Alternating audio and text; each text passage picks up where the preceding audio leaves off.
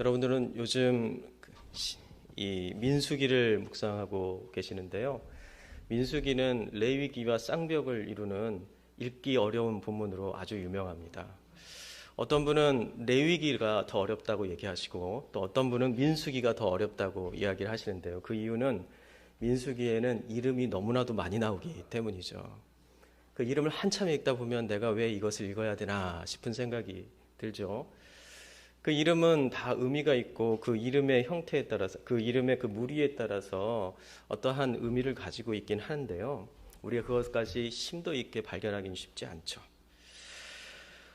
그런데 이제 민수기는 굉장히 우리에게 중요한 본문입니다. 특별히 오늘 이 9장 15절부터 23절은 민수기의 시작이라고 볼 수도 있어요. 진정한 출애굽기의 어떤 목적이었던 가나안 땅에 들어가기 위한 첫 시작, 어떠면은 이 정말 본격적인 시작이라고 볼 수가 있는 본문이 바로 이 본문입니다.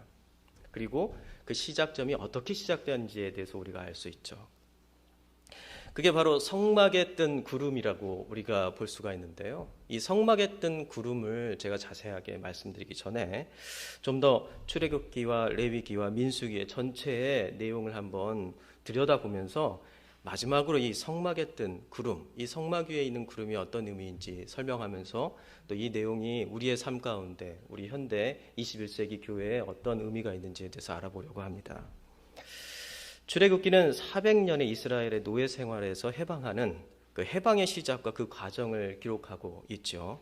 이스라엘의 애굽의 정착과 그리고 그 생활은 처음부터 노예 생활은 아니었습니다. 여러분도 잘 알다시피요. 요셉의 초청과 나라를 살린 이 요셉이라는 그 총리의 가족을 이집트는 애굽은 아주 극진히 대접했습니다. 그래서 왕궁이 있었던 장소 바로 옆에 고센이라는 곳이 있었는데 그 고센 땅에다가 이스라엘 백성들 바로 이 야곱의 자녀들 그 요셉의 형들과 그리고 동생의 이 자녀들을 그곳에 머물게 했던 것입니다. 이스라엘의 자녀들 바로 야곱의 자녀들은 그 생활에서 그 아주 극진한 대접과 환대 가운데서 그 생활에 취해 결국 어떻게 되죠? 이 기근이 끝나고 난 다음에 가나안으로 돌아가야 되는데 가나안으로 돌아가지 않고 그곳에 정착하게 됩니다. 그러나 바로의 몰락과 함께 새로운 정권이 들어서면서 이들은 요셉과 그의 일을 알지 못하는 자들, 바로 이 출애굽기 1장 8절에 이렇게 기록되어 있는데요. 이 자들에 의해서 이 전 정권의 치적과 흔적을 지우는 작업이 이제 시작이 되면서 결국 야곱의 자녀들은 노예의 신분으로 최하층 계급으로 이제 이집트에서 몰락하기 시작합니다. 그러나 이들에게는 특별한 생활의 윤리가 있었는데요. 그 가장 두드러진 특징이 바로 출애굽기 1장의 사건을 통해서 우리가 알 수 있습니다.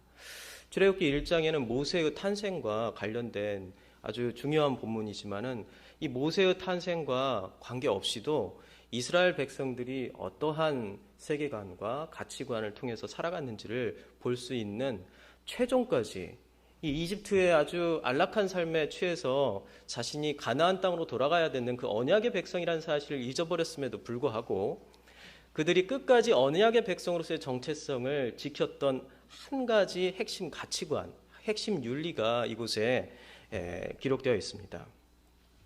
출애굽기 1장 사건을 보면은요, 이스라엘의 자손이 우리보다 많고 강하였다라고 1장 9절에 기록되어 있습니다. 이스라엘 백성의 숫자가 바로 애굽, 이집트에 있는 백성의 숫자보다 더 많아졌다는 거예요. 사람 숫자가 더 많아졌다는 겁니다. 그 말은 무엇을 의미하죠? 아이를 많이 낳았다는 것을 이야기하죠. 아이를 많이 낳았다는 것을 의미합니다.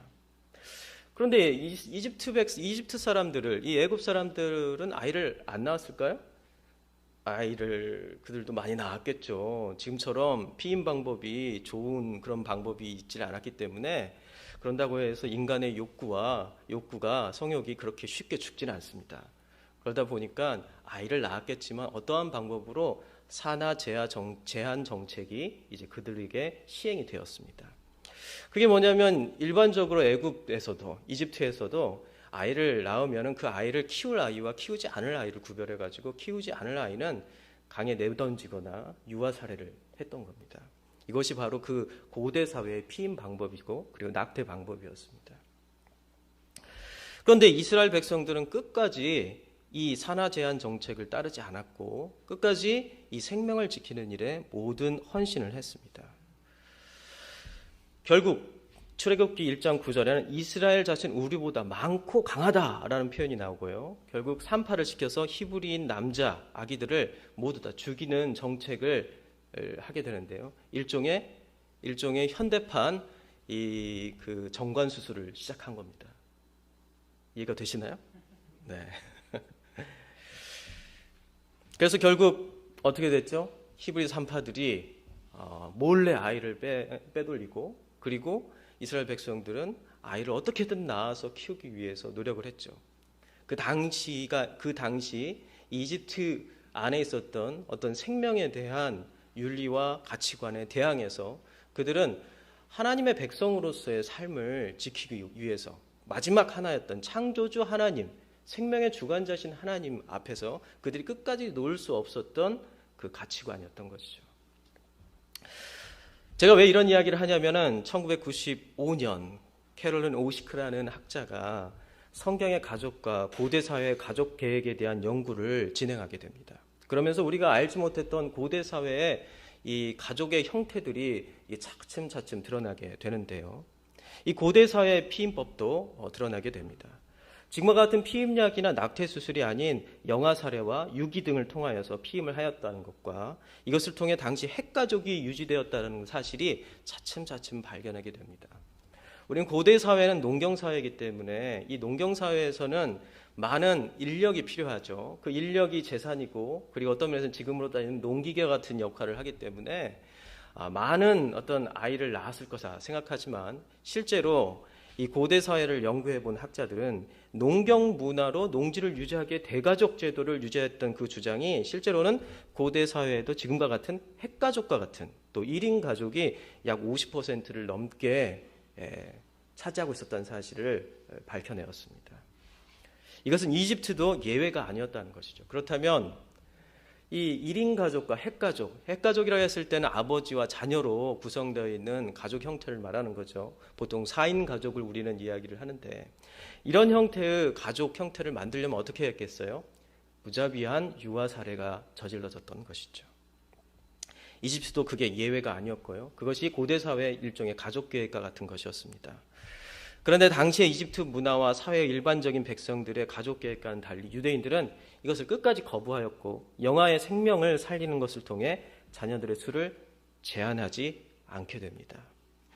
이것은 비록 이스라엘이 가나안에 돌아가지 않았어도 그들이 하나님의 백성으로서의 정체성을 지키며 살도록 하는 윤리적 기준이 그들 삶 속에 성품화되어서 습관화되어서 일종의 자신의 캐릭터가 되어 있다는 것을 알 수 있습니다. 그 가치는 생명에 대한 윤리관이고 생명은 창조주 하나님의 영역이며 인간은 생명의 창조자가 아니라는 것을 분명히 알고 있었다는 것이죠.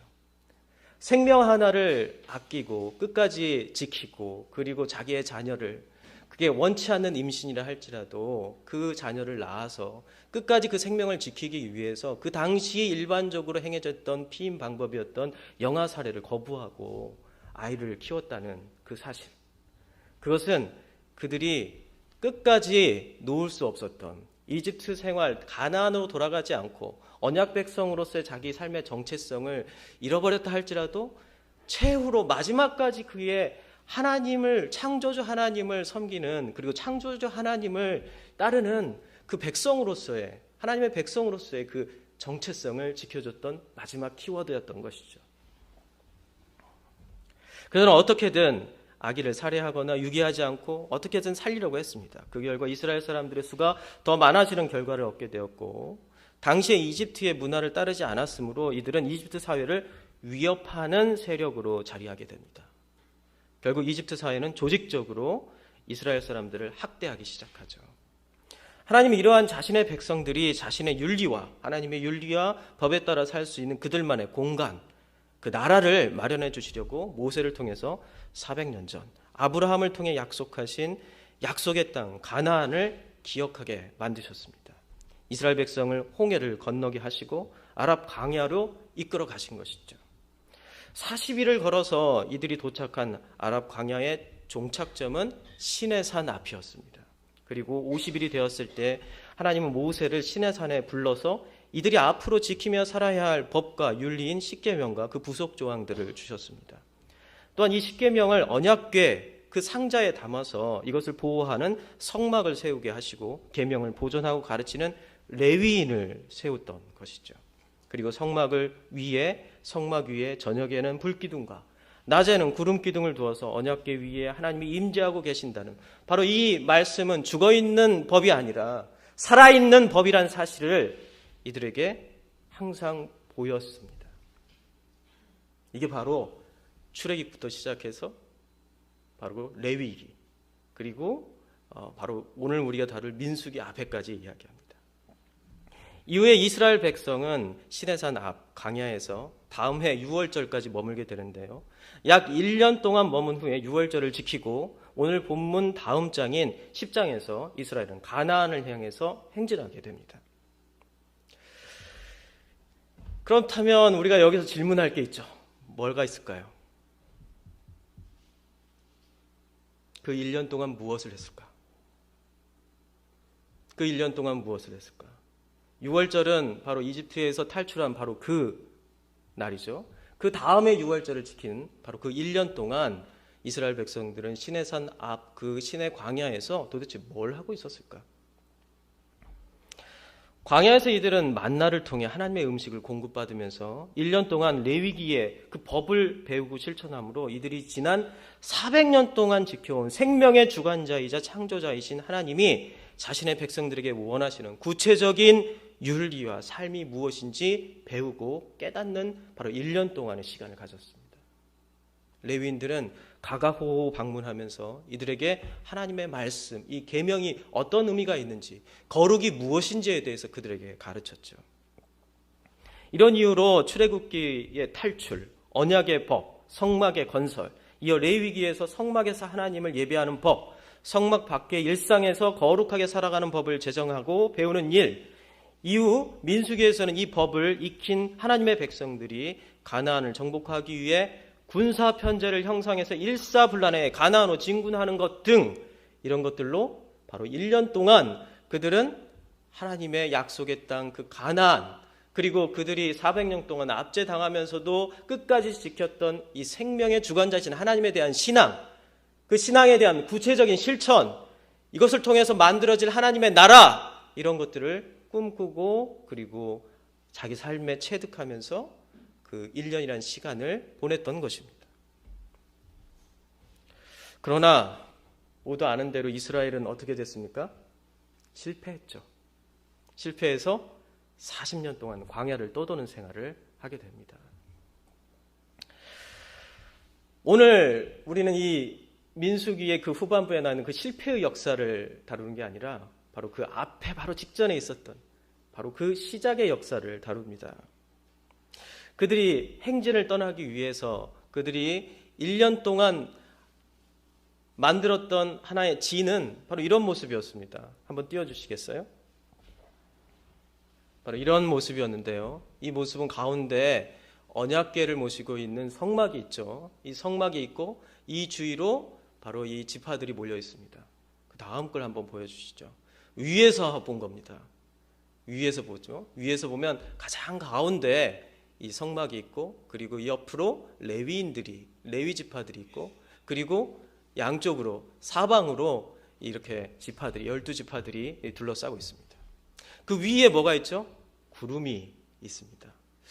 아마 어떤 분이 상상하면서 이 성경의 말씀을 토대로 잘 그림을 그려놓은 것 같아요.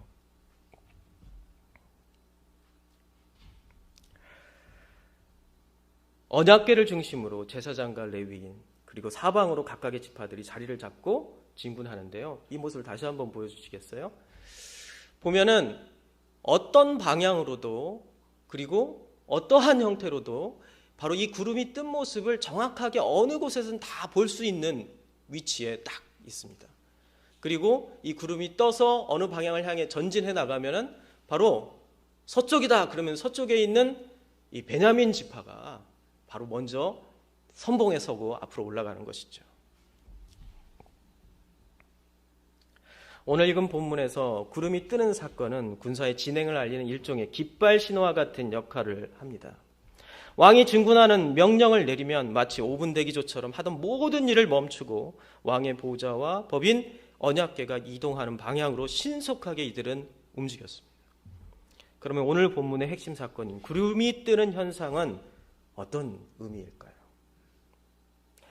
이를 보고 하나님의 응답에 즉각적으로 응답하는 성도의 순종이라고 단편적으로 이해할 수 있습니다.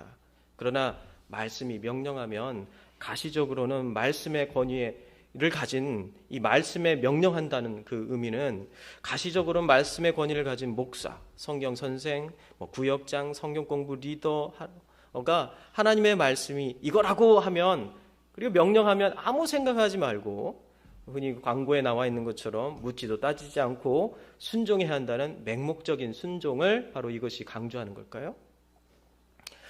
그리고 이후에 가나안 정복에서 가나안 땅의 거인족을 보고 두려워해서 의심하였던 10명의 정탐꾼들과 이들의 보고를 두려워하면서 이 보고를 듣고서 두려워하며 아론과 이 모세와 그리고 여호수아를 죽이려고 하면서 이집트로 돌아가려 했던 그 불순종했던 이스라엘의 실패, 그리고 맹목적으로 순종하지 않았던 그 불신앙 때문에 바로 이러한 맹목적인 어떤 신앙을 가르치기 위해서 하나님께서 이런 식의 이 구름 뜨는 역사를 통해 가지고 사람들을 인도했다고 생각하시나요?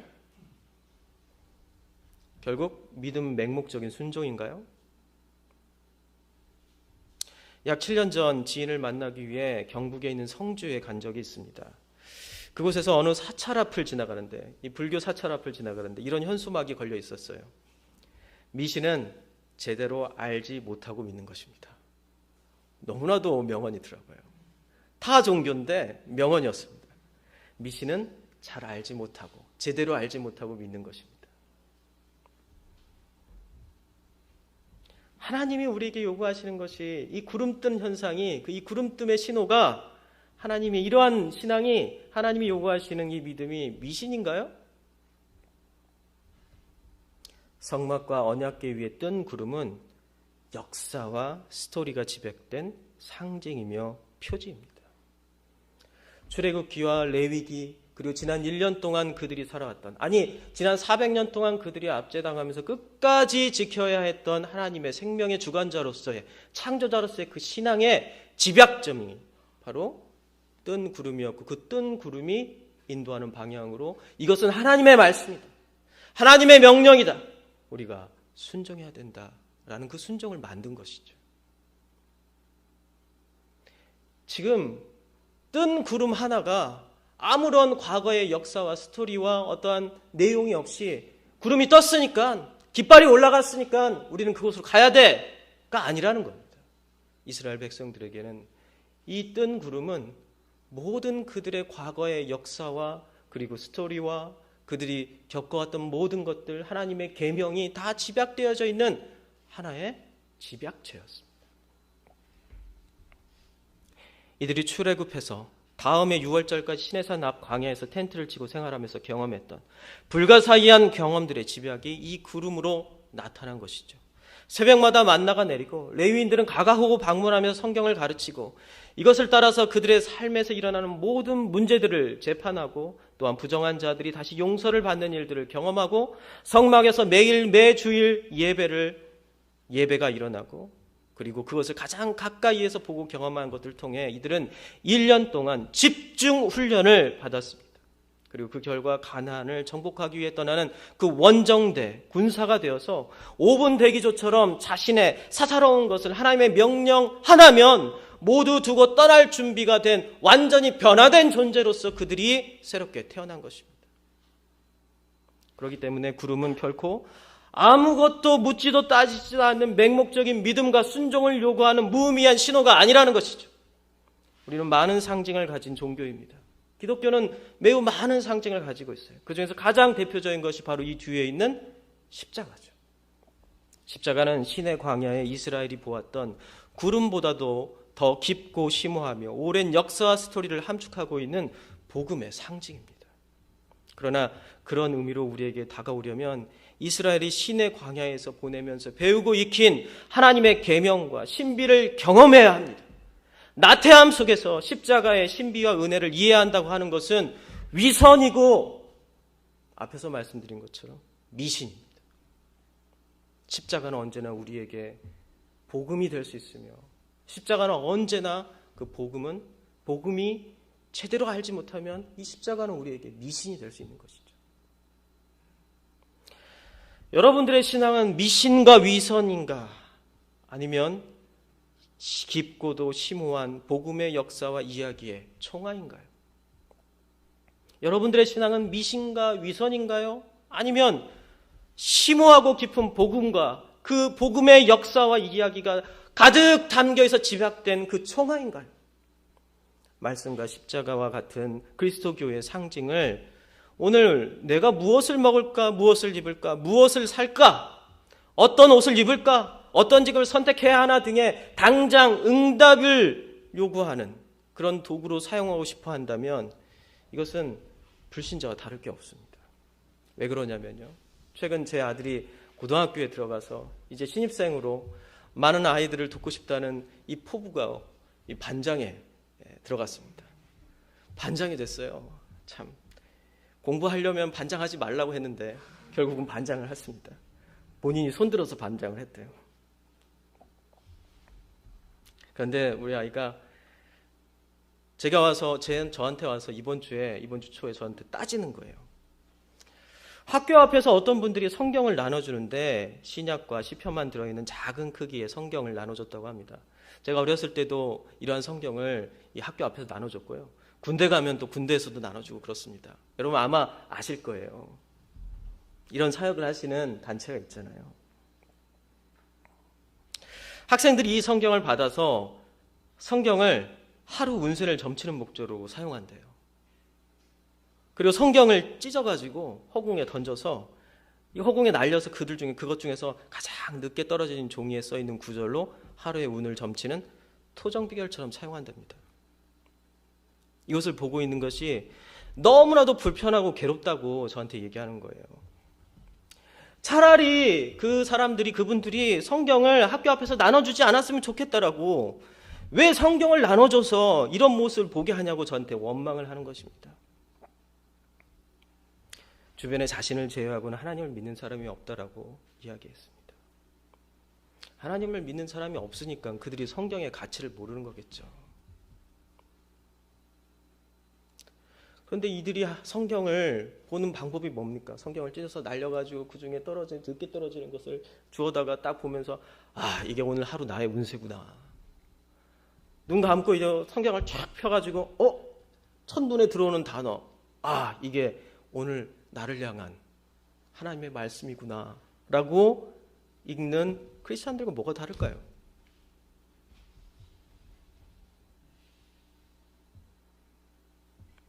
성경과 십자가가 순환을 당하고 있어요. 그러나 더 참담한 것은 지금 우리 교회 안에서 십자가와 성경이 순환당하고 있다는 것입니다. 이제는 구름이 성막 위에 떠도 아무도 그의 삶을 정리하고 구름이 뜨는 곳으로 가지 않습니다. 아마 우리가 1,몇백 년 전에 3,몇백 년 전에 네. 메아리가 치네요. 시내산 광야의 그 앞에서 이스라엘 백성들이라고 한번 생각해 보세요.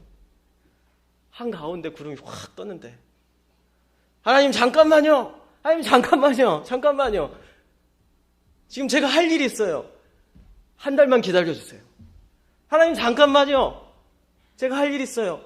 하루만 저에게 시간을 주세요. 움직이지 않는 거죠.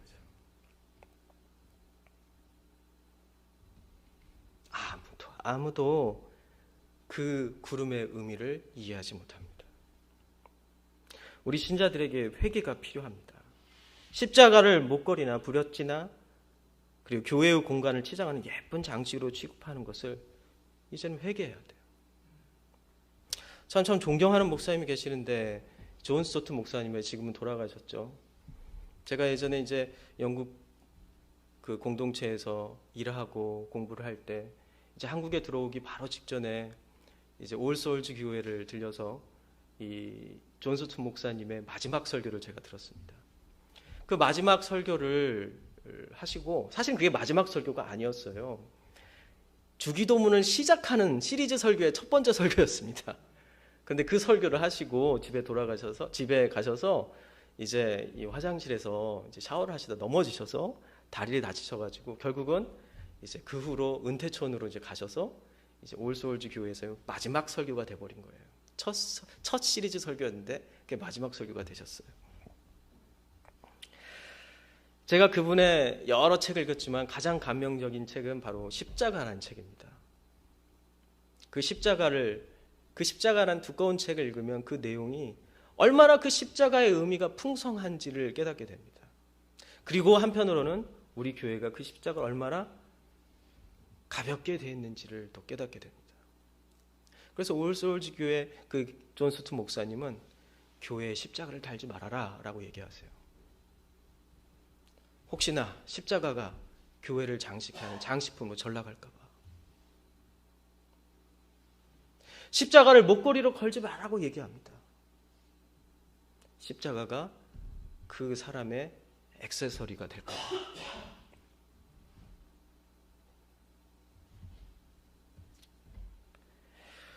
우리 교회를 또 우리 복음을 가장 상징적으로 그 표지적으로 보여주는 이 십자가라는 표지는 우리가 결코 교회를 치장하거나 그리고 우리를 꾸미는 용도로 사용되어진 것이 아닙니다. 그것은 바로 우리의 역사이고 우리의 스토리이고 우리의 정체성입니다.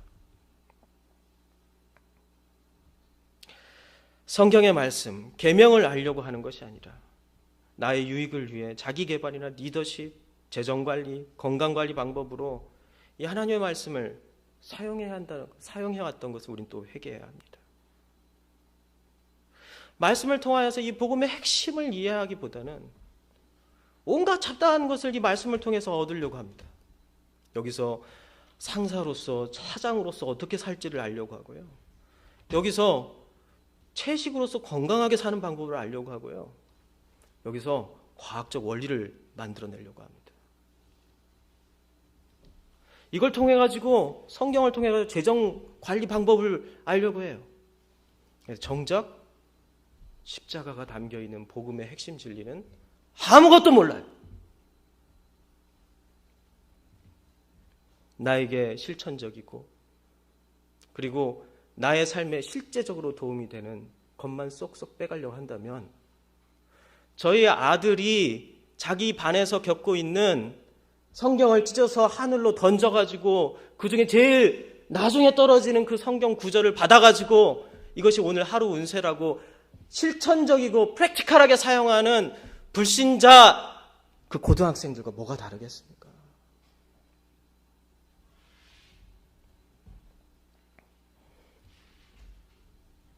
구름으로 이끄시는 하나님에게 순종한다는 것은 복음의 역사, 스토리가 있으며 우리는 하나님과 교회를 통해 이 역사를 만들어 가야 한다는 것을 이야기합니다.